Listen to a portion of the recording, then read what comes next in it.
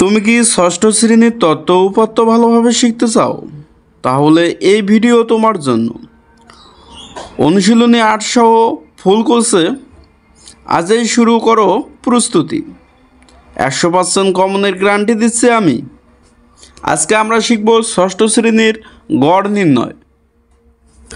আমাদের প্রথম কোশ্চেনটি আছে ৫, ৪, ৩, ২, ৯ উপাত্তগুলোর গড় কত? তাহলে গড় নির্ণয় করতে বলছে। আমাদের উপাত্তগুলোর গড়, তাহলে গড়ের আমাদের সূত্র জানতে হবে। গড়ের সূত্র হচ্ছে উপাত্ত সমূহের সমষ্টি, উপাত্ত সমূহের সংখ্যা। তাহলে আমাদের এটা যদি সৃজনশীল আসে তাহলে আমরা এইভাবে লিখব যে এখানে এরপর উপাত্তগুলো আমরা যোগ করব। তাহলে উপাত্ত যোগফল, তাহলে উপাত্তগুলোর যোগফল, তাহলে উপাত্তগুলো আমাদের লিখতে হবে উপাত্ত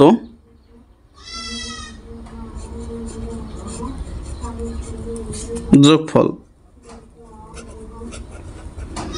তাহলে আমরা যোগ করব উপাত্ত সমূহের যোগ। তাহলে ৫ যোগ ৪ যোগ ৩। আর একটি কথা বলে রাখি, আমাদের মধ্যক নির্ণয় করতে গেলে শুধুমাত্র সাজাতে হয় উপাত্তগুলো। গড় নির্ণয় করতে গেলে সাজালো হবে, না সাজালো হবে। তাহলে আমরা সাজাচ্ছি না, যে রকম আছে ওই রকমই শুধু আমরা যোগ আকারে লিখব। ৫, ৪, ৩ যোগ ২ যোগ ৯। তাহলে এগুলো আমাদের যোগফল কত হয় এখানে আমরা লিখব। তাহলে আমরা যদি যোগ করি তাহলে ৫, ৯, ২, ১১, ১১ এবং হচ্ছে ৩ যোগ করো। তাহলে ১১ আর ৩ হচ্ছে আমাদের ১৪, ১৪ আর হচ্ছে ৪ ১৮, ১৮ আর হচ্ছে আমাদের ৫ ২৩। তাহলে আমাদের যোগফল কত হচ্ছে ২৩। এখন আমরা লিখব আমরা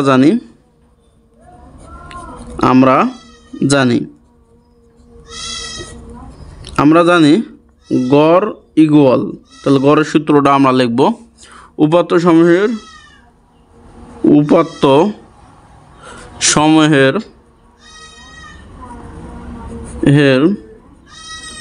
সমূহের যোগ বা সমষ্টি ভাগ উপাত্ত সমূহের সংখ্যা। উপাত্ত সমূহের সংখ্যা। এরপর আমাদের তাহলে ইকুয়াল থাকলো উপাত্ত সমূহের সমষ্টি আমরা পাইছি ২৩ ভাগ উপাত্ত সমূহের সংখ্যা। তাহলে উপাত্ত সমূহের সংখ্যা আমাদের কত এটা লিখতে হবে। তাহলে একটা সংখ্যা, দুটা, তিনটা, চারটা, পাঁচটা, তাহলে ৫ দ্বারা আমাদের ভাগ করতে হবে। আমরা ২৩কে ৫ দ্বারা ভাগ করে আমরা এখানে লিখব। আমরা একটু ভাগটা দেখি। তাহলে ভাগ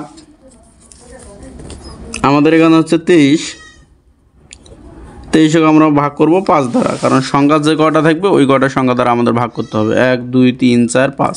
তাহলে আমরা ৫ দ্বারা ভাগ করব। আমরা যদি ৫ দ্বারা যদি ২৩কে ভাগ করি তাহলে ৪, ৫, ২০। তাহলে ৪, ৫ যায় আমাদের ২০ হয়। তাহলে যদি বিয়োগ করি তাহলে ৩ হয়। তাহলে আমাদের সমস্ত আসতেছে, আমরা সমস্তই নেব না, আমরা নেব দশমিকে। এই জন্য আমাদের ভাগ আর যাচ্ছে না, কারণ ৫ বড় ৩ ছোটো। এই জন্য আমাদের দশমিক দিতে হবে একটা চিহ্ন, আর দশমিকের জন্য আমাদেরকে ০ দিতে হবে। তাহলে ৩০। ৫ হচ্ছে এই সংখ্যাটি আমাদের বড় হয়ে গেল। তাহলে এখন আমাদের ভাগ যাবে, তাহলে আমরা ভাগ দিতে পারি। তাহলে আমাদের ভাগ যায় ৫, ৬, ৩০। তাহলে ৫, ৬, ৩০। তাহলে আমাদের অ্যান্সার কত? অ্যান্সার আমাদের উত্তর হচ্ছে 4.6। তাহলে আমাদের ভাগ হচ্ছে 4.6 উত্তর আমাদের, এটাই আমাদের উত্তর। এরপর আমরা পরের অঙ্কটি দেখি। আমাদের এই অঙ্কটি বলছে উপাত্তগুলোর গড় কত। তাহলে আমরা গড় এখানে আর ব্যাখ্যাভাবে লিখতেছি না, তোমরা ব্যাখ্যাভাবে সেম নিয়মে লিখবা। আমি শুধুমাত্র অঙ্কটি সমাধান করে দিচ্ছি। তাহলে আমরা লিখব গড়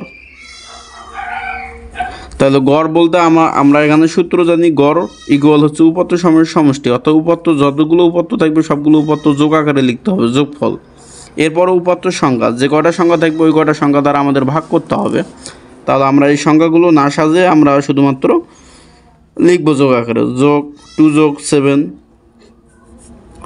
1 9, এরপর হচ্ছে 15, এরপর হচ্ছে 5 ভাগ। তাহলে এখানে কয়টা সংখ্যা আছে? 1 2 3 4 5 6, তাহলে 6 দ্বারা আমাদের ভাগ করতে হবে। এরপর আমাদের এখানে যোগ করতে হবে, আমরা যোগ করে এখানে নামাবো উপরে, আর নিচে 6 6 থাকলো। তাহলে আমরা একটু যদি যোগ করি, তাহলে 15 আর 5 হচ্ছে 20, 20 আর হচ্ছে 9 19, 19 এবং 1 হচ্ছে 30, 30 আর হচ্ছে 7 37, 37 আর হচ্ছে 2 39। তাহলে আমাদের যোগ করে কত হচ্ছে? 39 হচ্ছে। তাহলে 39কে আমরা 6 দ্বারা ভাগ করব, ভাগটা আমরা এখানে দেখে নিই একটু। তা 39কে আমরা 6 দ্বারা ভাগ করব, 6 দ্বারা ভাগ করব। তাহলে আমরা যদি 39কে 6 দ্বারা আমরা ভাগ করি, তাহলে আমরা জানি 6 6 কত? 6 6 36, তাহলে 6 বার গেল আমাদের 36 হলো। বিয়োগ করলে হয় 9 থেকে যদি 6 বাদ দিই তাহলে বিয়োগ করলে হয় আমাদের 3, সরি একটু ভুল হয়ে গেছে। আর এরপর আমাদের আর যাচ্ছে না, কারণ 6 বড় 3 ছোট, এই জন্য আমরা দশমিক দেব। এরপর আমরা এই দশমিকের জন্য একটা শূন্য নেব, তাহলে আমাদের কত হচ্ছে? 30।